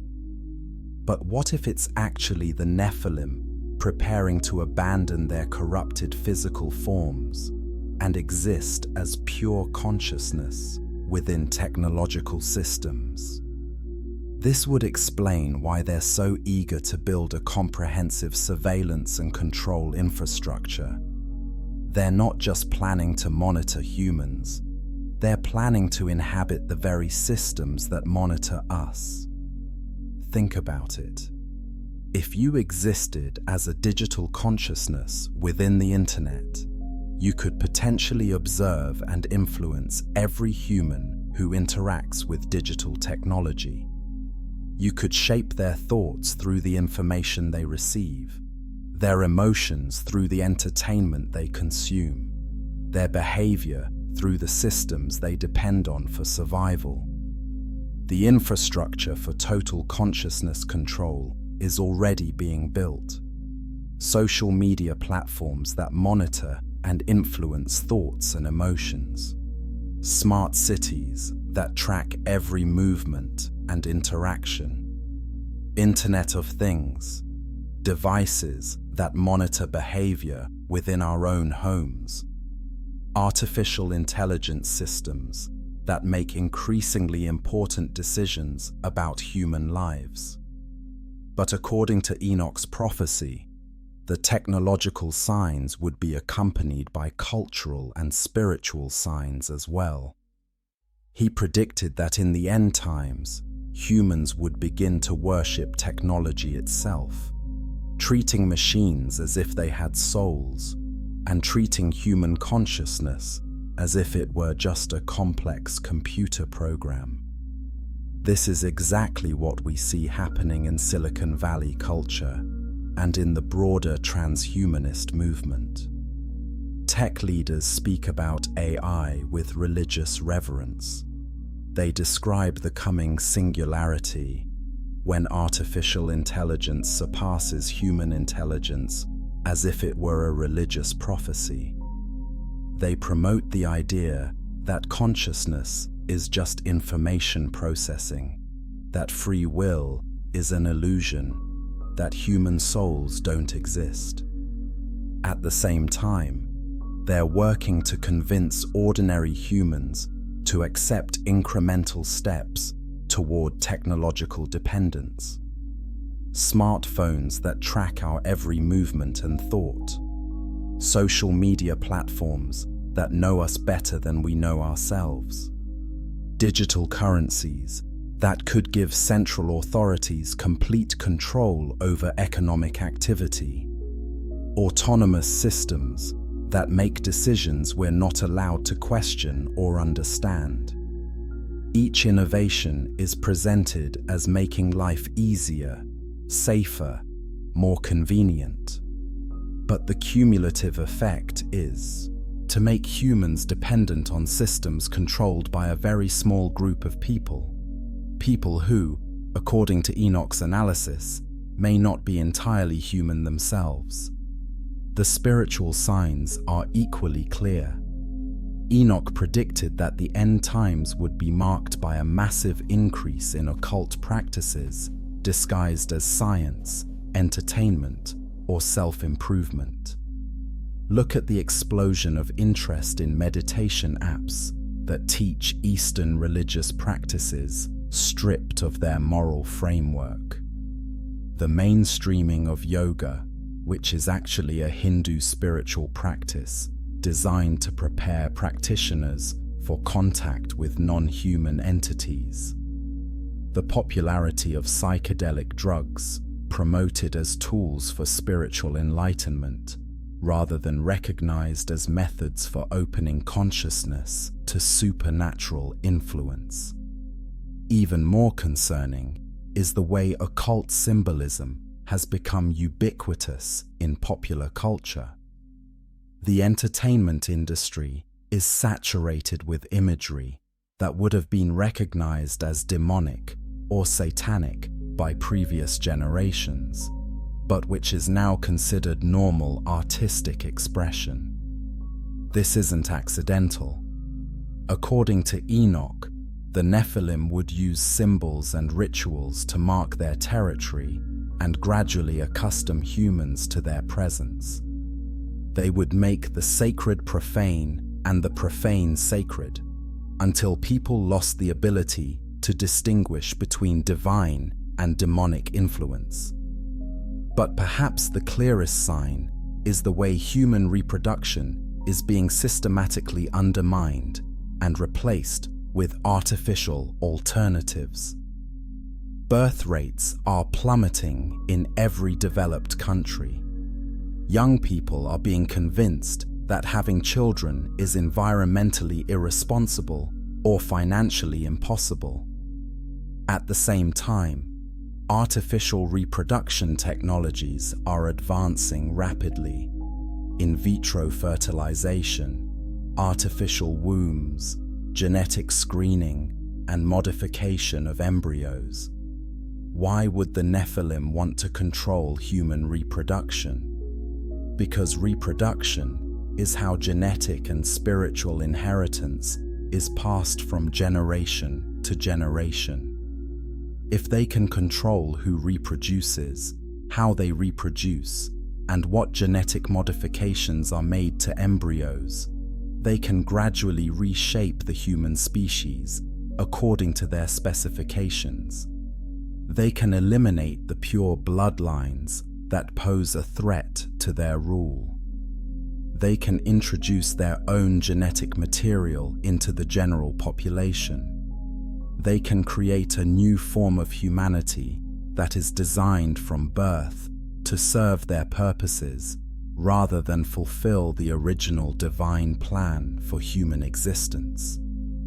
All of these developments are being presented as progress, as solutions to human problems, as inevitable results of scientific advancement. But when you understand the pattern Enoch described, they look less like progress and more like preparation for a takeover that has been planned for thousands of years. But remember, Enoch's prophecy wasn't given to create despair. It was given to create awareness. The more people understand what's really happening, the harder it becomes for any deception to succeed completely. Comment below if you're starting to recognize these patterns in our modern world. What technological or cultural developments have you noticed that might relate to what Enoch predicted? Your observations help others see connections they might have missed. Because coming up next, we're going to explore the most hopeful part of Enoch's prophecy, his predictions about how the pure bloodlines would awaken and organize resistance when the final deception reached its peak. We're going to discover that no matter how sophisticated the Nephilim's plans become, they contain the seeds of their own destruction. The giants made the same mistake in ancient times that they're making today. They underestimated the power of human awakening, and that underestimation will be their downfall. Chapter 10. The Final Warning. After 4,000 years of silence, the final warning is beginning to sound, not through trumpets or catastrophes, but through the awakening of human consciousness to truths that have been hidden since before the flood. Enoch's lost prophecy contained more than predictions about the Nephilim's return. It contained detailed instructions for recognizing the signs of their final deception and, more importantly, for organizing effective resistance when the time came. According to the complete text, the end times would be marked by what Enoch called the Great Awakening, a period when dormant genetic and spiritual potentials would activate in pure bloodline individuals all over the world, creating a network of resistance that the Nephilim couldn't penetrate or control. This awakening wouldn't happen through traditional religious or political channels. Instead, it would manifest as a spontaneous recognition of truth that would spread from person to person through direct spiritual transmission. People who had never met each other would begin having similar dreams, insights, and experiences. Ancient knowledge would be recovered independently by multiple individuals. Networks of cooperation would form naturally as awakened humans recognized each other despite coming from completely different backgrounds. The signs that this awakening has begun are already visible. Millions of people are leaving mainstream institutions, churches, universities, political parties, corporations, not out of rebellion, but out of a deep recognition that these institutions no longer serve human flourishing. Alternative communities are forming around principles of sustainability, self-sufficiency, and authentic spiritual practice. Homeschooling is exploding as parents realize that mainstream education is designed to create compliant consumers rather than thinking individuals. Traditional skills that industrialization was supposed to make obsolete are being recovered and taught. Permaculture, herbalism, natural building, artisan crafts, midwifery, and dozens of other practices that create independence from corrupted systems. Most significantly, people are rediscovering their connection to divine truth through direct experience rather than institutional authority. They're learning to trust their own spiritual discernment, to recognize truth when they encounter it, and to distinguish between authentic spiritual experience and psychological manipulation. But Enoch's prophecy also contained a warning about this awakening process. As the pure bloodlines began to manifest their spiritual gifts, they would become targets for increasingly sophisticated attack. The Nephilim would use every tool at their disposal: technological surveillance, economic pressure, social ostracism, legal persecution, and if necessary, physical violence, to prevent the awakening from reaching critical mass. We're already seeing the early stages of this counterattack. Alternative health practitioners are being prosecuted. Homeschooling families are being harassed by government agencies. Independent media voices are being censored.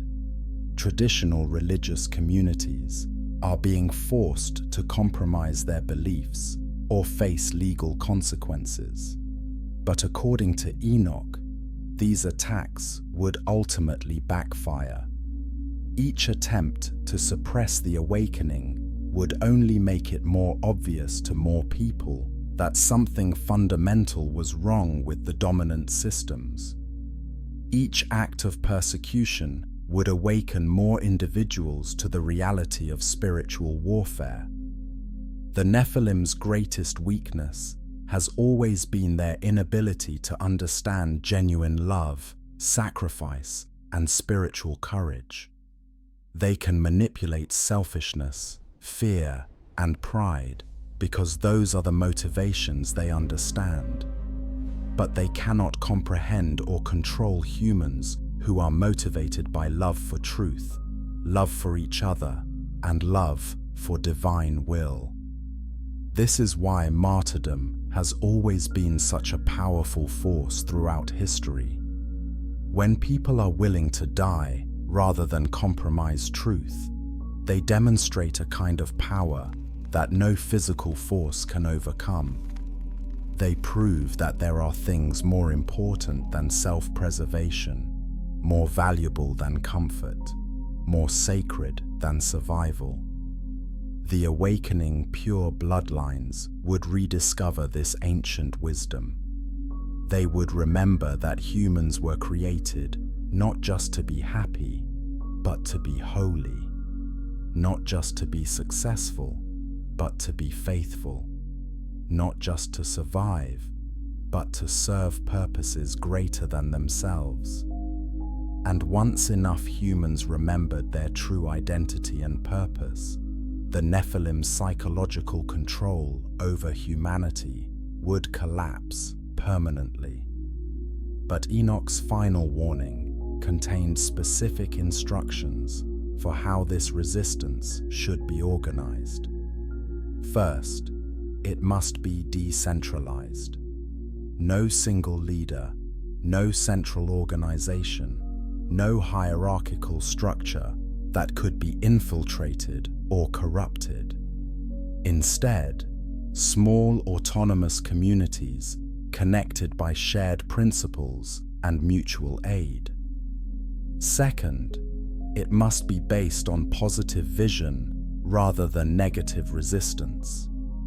Instead of just opposing what is wrong, it must demonstrate what is right. It must show that human communities based on truth, love, and service are more fulfilling than communities based on power, pleasure, and control. Third, it must maintain connection to divine truth through direct spiritual practice rather than institutional authority. Each community must develop its own relationship with the sacred, its own understanding of moral law, its own connection to the source of all wisdom. Fourth, it must be prepared for both spiritual and physical challenges.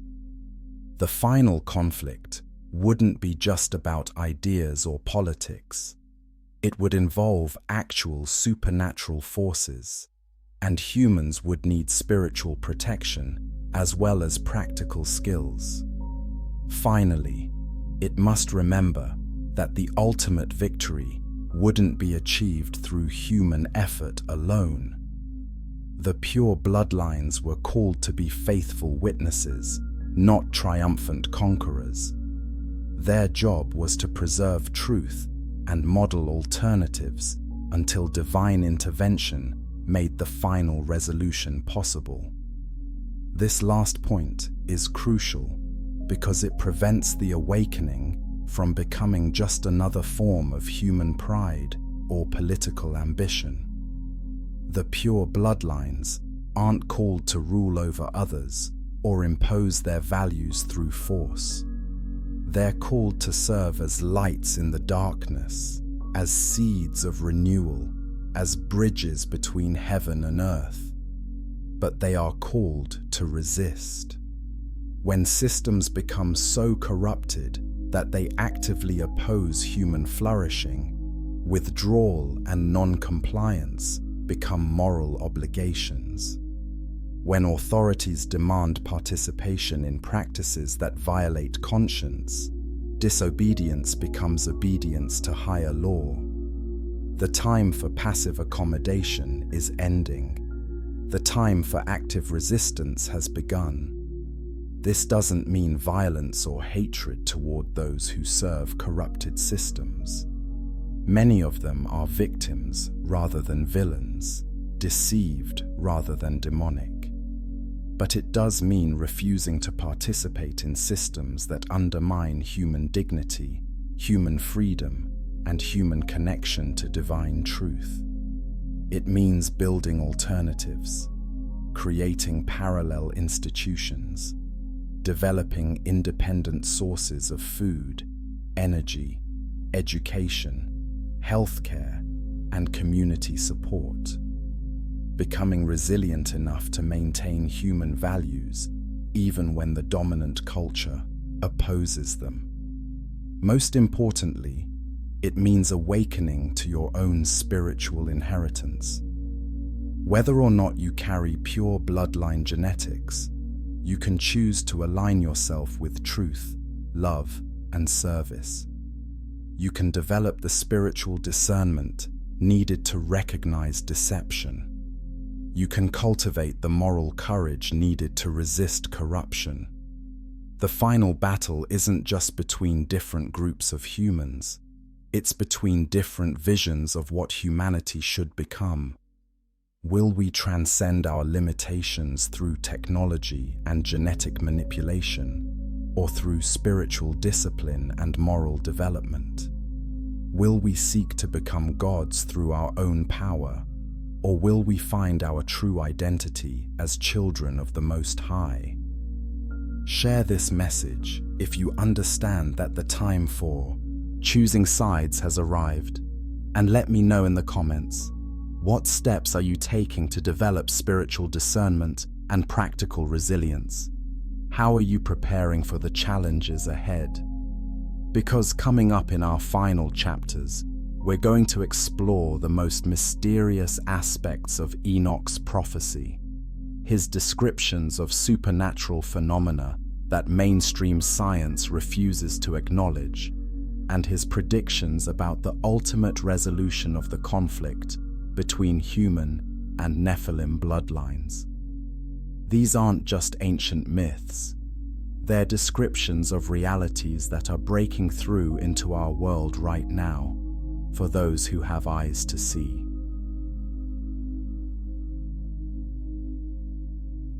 Chapter 11. What Science Can't Explain. There are phenomena happening in our world today that mainstream science refuses to acknowledge, let alone explain. Anomalies that challenge everything we think we know about the nature of reality. Events that only make sense when viewed through the lens of Enoch's ancient prophecy. These aren't fringe conspiracy theories or internet rumors. These are documented incidents reported by credible witnesses, often with multiple forms of evidence that simply don't fit into the materialist worldview that dominates modern academia and media. Let's start with the most obvious category: the exponential increase in supernatural encounters over the past century. UFO sightings have gone from rare oddities to regular occurrences reported by military personnel, commercial pilots, and government officials. But what's really interesting isn't just the frequency of these sightings, it's the consistency of the descriptions across different cultures and time periods. The beings described in modern UFO encounters match remarkably closely the descriptions of Watchers and Nephilim in ancient texts. Tall, pale humanoids with elongated heads and oversized eyes. Entities that demonstrate advanced technology, but also show interest in human genetics and reproduction. Beings that claim to be from other planets, but whose behavior suggests they've been observing Earth for thousands of years. According to Enoch's prophecy, the returning Nephilim would use advanced technology to disguise their true nature. They would present themselves as extraterrestrial visitors rather than terrestrial exiles. They would claim to be humanity's creators or evolutionary guides rather than its ancient oppressors. The modern UFO phenomenon fits this prediction perfectly. Instead of revealing themselves as the sons of fallen angels, they present themselves as advanced aliens. Instead of admitting their responsibility for ancient catastrophes, they offer to help humanity avoid future disasters. Instead of acknowledging their role in corrupting human genetics, they claim to be working to improve it. But the supernatural phenomena go far beyond UFO encounters. There's been a massive increase in what researchers call high strangeness events, incidents that combine physical and psychological effects in ways that suggest the boundaries between dimensions are becoming thinner. People report encounters with entities that seem to exist partially in our reality and partially in some other realm. Shadow figures that appear in multiple locations simultaneously. Beings of light that communicate through direct mental transmission rather than speech. Creatures that can manipulate time, space, and matter in ways that violate known physical laws. Mainstream science dismisses these reports as hallucinations, delusions, or hoaxes. But the sheer volume and consistency of the reports, combined with physical evidence that can't be explained through conventional means, suggests something more significant is happening. What if these aren't random supernatural events, but signs that the Nephilim are preparing to fully manifest in our reality again? According to Enoch, the giants and their fathers exist in a state of partial exile, cut off from heaven but not fully bound to earth. They can influence our reality, but they can't fully inhabit it without meeting certain conditions. One of those conditions is human consent.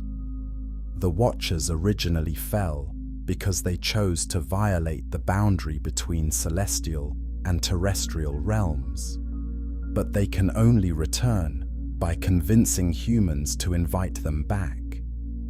This explains why so many supernatural encounters involve some form of communication or negotiation.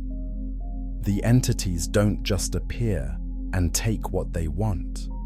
They try to establish relationships, gain trust, and secure cooperation from human contactees. It also explains why there's been such a massive increase in occult practices, channeling, and supernatural-themed entertainment in recent decades. Each person who opens their consciousness to non-human entities, even through seemingly innocent practices like meditation apps or fantasy role-playing games, potentially provides a gateway for supernatural forces to enter our reality. But the most disturbing supernatural phenomenon is the one that gets the least attention: the systematic corruption of human consciousness itself. Psychologists and neuroscientists have documented massive changes in human brain function over the past several decades. Attention spans are decreasing.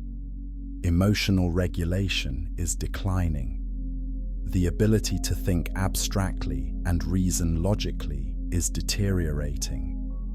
Most concerning of all, empathy and moral reasoning are becoming increasingly rare. Mainstream science attributes these changes to technology, education, and social factors. But what if they're actually the result of supernatural influence designed to make humans more susceptible to Nephilim control. According to Enoch, one of the Watcher's primary abilities was consciousness manipulation, the power to influence human thoughts, emotions, and perceptions without the subjects being aware of the manipulation. If this ability has been systematically deployed through digital technology, it would explain why human consciousness has changed so rapidly in such a short time period. It would explain why people seem increasingly unable to recognize obvious deceptions or resist obvious manipulations. It would explain why critical thinking skills have declined, even as access to information has increased. But perhaps most importantly, it would explain why people are losing their connection to transcendent truth and moral absolutes. If the Nephilim's goal is to make humans accept their rule as natural and beneficial, they would need to eliminate the human capacity to recognize divine authority. They would need to make people forget that there are moral laws that transcend human opinion, spiritual realities that transcend physical matter, and purposes that transcend individual desire. The evidence suggests this campaign has been remarkably successful. Most people today, including many who consider themselves religious, operate from essentially materialist assumptions. They believe that consciousness is produced by brain chemistry, that morality is culturally determined, that spiritual experiences are psychological phenomena. These beliefs make them incapable of recognizing supernatural influence or spiritual warfare. They literally cannot see what's happening to them because they've been convinced that the categories needed to understand their situation don't exist. But Enoch's prophecy also predicted that as the supernatural influence intensified, some humans would develop increased sensitivity to spiritual realities. Their natural defense mechanisms would activate, making them more aware of supernatural presence and more resistant to consciousness manipulation. This explains the simultaneous increase in both supernatural deception and spiritual awakening. As the Nephilim push their influence further, they trigger defensive responses in humans who still carry active spiritual DNA. These awakened individuals begin to see through illusions that fool everyone else. They recognize patterns that others miss. They detect deception that others accept without question. Most importantly, they maintain connection to transcendent truth, even when surrounded by relativism and confusion. They become living proof that humans were designed for more than material existence, that consciousness is more than brain chemistry, that reality includes dimensions that science can't measure. But they also become targets. The more clearly someone manifests supernatural awareness, the more likely they are to experience supernatural attack. The forces working to keep humanity unconscious don't tolerate consciousness quietly. This is why spiritual warfare has become so intense in recent years. It's not just about different political or religious opinions. It's about fundamentally different understandings of reality itself. On one side are those who believe that humans are biological machines in a purely material universe, that consciousness is an illusion, that moral values are arbitrary, and that technological enhancement is humanity's only hope for transcendence. On the other side are those who understand that humans are spiritual beings, temporarily inhabiting physical bodies. That consciousness connects us to transcendent reality. That moral law reflects cosmic order, and that true transcendence comes through alignment with divine will. These aren't just different philosophies, they're different species of human consciousness, and they're becoming increasingly incompatible. Like this video, if you're beginning to understand that what we're experiencing isn't just cultural change or political polarization, but the emergence of two different types of human being. Because in our final chapter, we're going to explore Enoch's ultimate prophecy about how this conflict will be resolved. We're going to discover what he saw about the return of divine justice, the final separation of bloodlines, and the establishment of a new heaven and earth where truth can no longer be corrupted. The end of this story isn't defeat and darkness, it's victory and light. But the path to that victory requires choices that most people aren't prepared to make.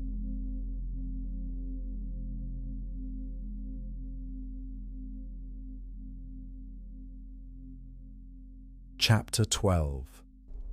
The Coming Return. Everything we've explored tonight leads to one final revelation, the culmination of Enoch's lost prophecy and the ultimate hope for humanity's future. But this isn't the comfortable ending that most people expect. It's a revelation that will challenge everything you believe about how good ultimately triumphs over evil. According to the complete prophecy, the conflict between human and Nephilim bloodlines cannot be resolved through human effort alone.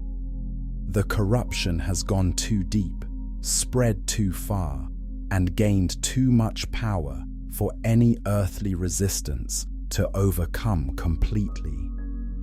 The Nephilim have had thousands of years to perfect their deception techniques, infiltrate human institutions, and corrupt human consciousness. They control most of the world's financial systems, political structures, educational institutions, and information networks. They have access to technologies that most humans can't even imagine. They possess supernatural abilities that give them massive advantages over ordinary human opponents. Most importantly, they have succeeded in convincing the majority of humans that the Nephilim worldview is actually human progress. Most people today actively support the very systems and values that are designed to enslave them. They've been so thoroughly deceived that they attack anyone who tries to wake them up. Under these conditions, human resistance can preserve truth and model alternatives, but it cannot achieve final victory through its own power. This is why Enoch's prophecy culminates not with human triumph, but with divine intervention. The ancient prophet saw that at the peak of the final deception, when the Nephilim had revealed themselves and established their global kingdom, when most of humanity had accepted them as saviors and gods, when the persecution of pure bloodlines had reached its climax, at that moment, the Creator himself would return to settle accounts. But this return wouldn't be the gentle, loving Jesus that modern Christianity expects. It would be the judge of all creation, coming to separate sheep from goats, wheat from tares, truth from deception, once and for all. Enoch saw that the divine judgment would be both spiritual and physical. The supernatural forces supporting the Nephilim kingdom would be bound and cast into outer darkness. The corrupted systems they had built would collapse in a single day. The genetic and spiritual pollution they had spread throughout creation would be purged by divine fire. But judgment would fall, not just on the obvious villains, but on everyone who had chosen to serve the kingdom of deception rather than the kingdom of truth. The comfortable masses who had traded freedom for security, truth for convenience, and righteousness for tolerance would face the consequences of their choices. This is the part of the prophecy that makes people uncomfortable. We want to believe that good people who were simply deceived will be exempted from judgment. We want to think that ignorance is a valid excuse, that good intentions matter more than actual choices, that everyone gets infinite chances to change their minds. But Enoch saw that in the final crisis, ignorance would be a choice rather than an accident. The truth would be available to anyone who genuinely sought it. The choice between the kingdom of heaven and the kingdom of earth would be clear to anyone who wanted to see it. Those who remained deceived would be deceived because they loved deception more than truth. Those who served corrupted systems would serve them because they preferred the benefits of corruption to the costs of righteousness. The judgment wouldn't be arbitrary or unfair. It would simply make visible the choices that people had already made in their hearts.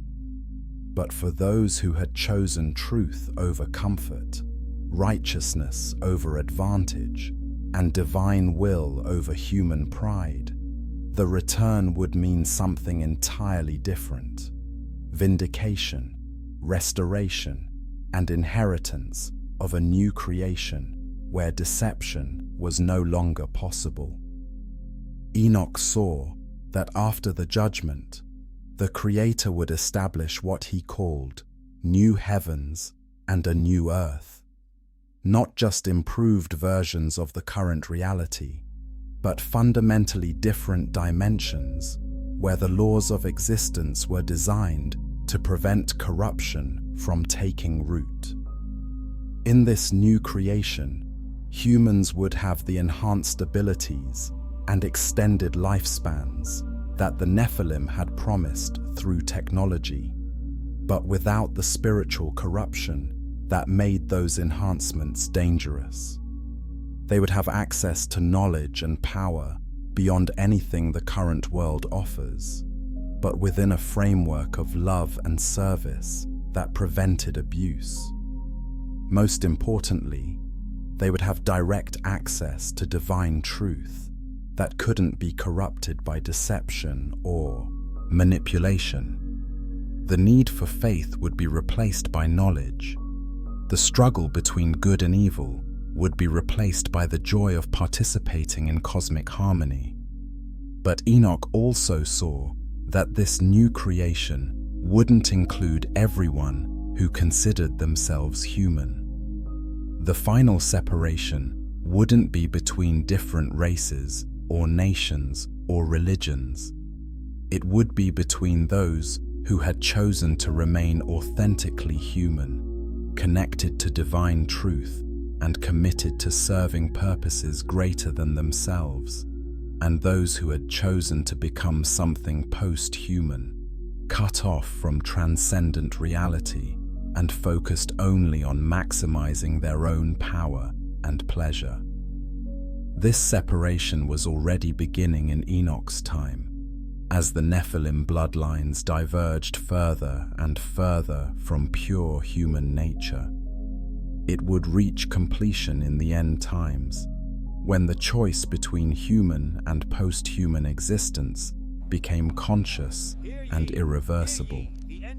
Those who chose the post-human path would get what they had always wanted: existence without moral constraints, power without responsibility, pleasure without meaning. But they would get it in isolation from everything that makes existence worthwhile: love, beauty, truth, growth, and connection to the divine source of all good things.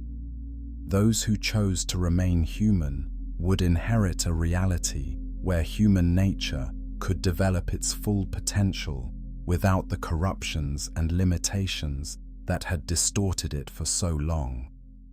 This is why Enoch's prophecy ends not with destruction, but with hope. Not with the end of humanity, but with its true beginning. Not with defeat, but with the ultimate victory of truth over deception, love over manipulation, and authentic human nature over artificial alternatives. But here's what makes this prophecy immediately relevant to your life today. You don't have to wait for the final judgment to begin experiencing the reality Enoch described. Every time you choose truth over comfortable lies, you participate in the new creation. Every time you resist manipulation and maintain your connection to transcendent values, you demonstrate that human nature can overcome post-human influence. Every time you serve others rather than exploiting them, you model the kind of existence that will characterize the world to come. The new heavens and new earth aren't just future destinations. They're present realities that become visible to those who have learned to see through divine eyes rather than human ones.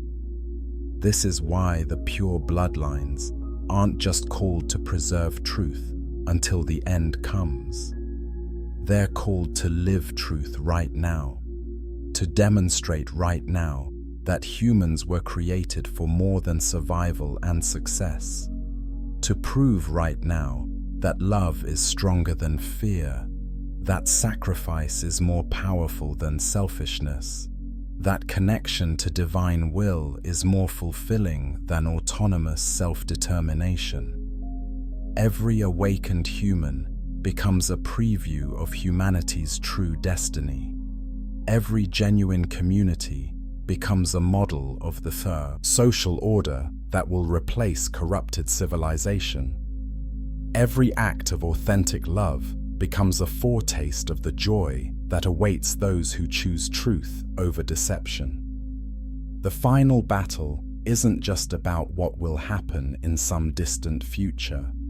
It's about what's happening right now, in your heart, in your relationships, in your daily choices between the values of this dying world and the values of the world that is being born. You get to choose which reality you want to participate in. You get to decide whether your life will serve the kingdom of deception or the kingdom of truth. You get to determine whether you'll use whatever time remains to accumulate more advantages for yourself, or to become the kind of person who deserves to inherit the new creation. The prophecy of Enoch isn't just a warning about what's coming. It's an invitation to participate in what's coming. It's a call to awaken from the sleep of deception and begin living as citizens of a better world, even while surrounded by the collapse of the old one. So let me ask you, after everything you've heard tonight, what choice will you make? Will you go back to sleep, pretending that none of this matters? Will you dismiss it all as ancient mythology with no relevance to modern life? Or will you accept the possibility that you've been chosen to understand these truths for a reason? That your awakening to this knowledge isn't an accident, but a calling? That you have a role to play in preserving human truth and human dignity during the dark times that are coming? The choice is yours. But remember, every choice has consequences that extend far beyond your individual life. In times like these, neutrality isn't an option. Everyone serves something. The only question is, what kingdom you'll choose to serve. Comment below and let me know. What will you choose? How will you use this knowledge? What steps will you take to prepare for what's coming? And if this message has awakened something in your spirit that recognizes truth, share it with others who might need to hear it. Because the prophecy of Enoch isn't just about the past or the future. It's about right now. It's about you. It's about the choice that every human soul must make between light and darkness, truth and deception, authentic humanity and its counterfeits. The time for choosing has arrived. Choose wisely. Eternity hangs in the balance. Remember to subscribe for more hidden truths that the world doesn't want you to know. Hit that notification bell, because when you understand the real forces shaping our world, everything else starts to make sense. And most importantly, stay awake, stay vigilant, stay human. The giants feared Enoch's prophecy because they knew it contained the key to their ultimate defeat. That same key is now in your hands. Use it well.